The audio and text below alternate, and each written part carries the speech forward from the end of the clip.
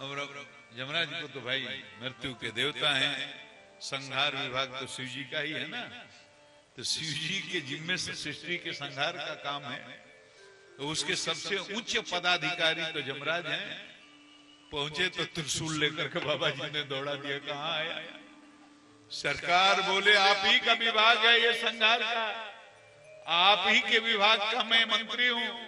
तो सरकार आप बताओ, आपने ही 5 साल की आयु दी थी और ये 5 साल की आयु इसकी पूरी हो रही है आज, तो मैं अपना काम कर रहा हूं सरकार, आप त्रिशूल लेकर के दौड़ा रहे हो।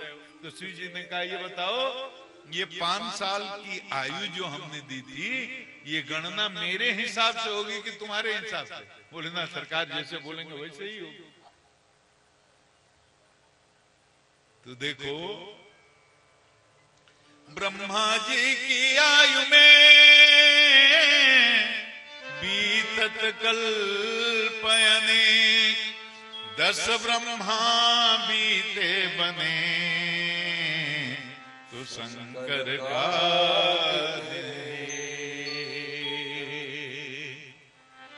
देखो 1000 चतुर्युग जब बीतता है, आप तो सब जानते हैं, 4,32,000 मानव गणना से 4,32,000 वर्ष का कलयुग, 8,64,000 वर्ष का द्वापर, उसी तरह से कलयुग के तिगुना त्रेता 17 लाख कुछ वर्ष, उसी तरह से कलयुग के 4 गुना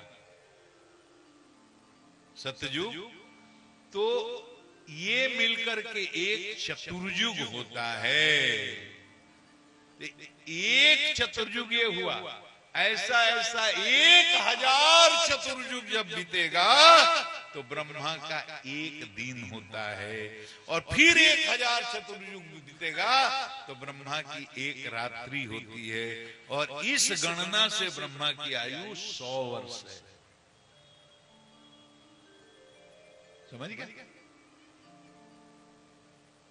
तो ऐसे 10 ब्रह्मा आए गए तो शिव जी का एक दिन होता है, 10 ब्रह्मा आए गए तो शिव जी की एक रात्रि होती है। आप समझो इसको।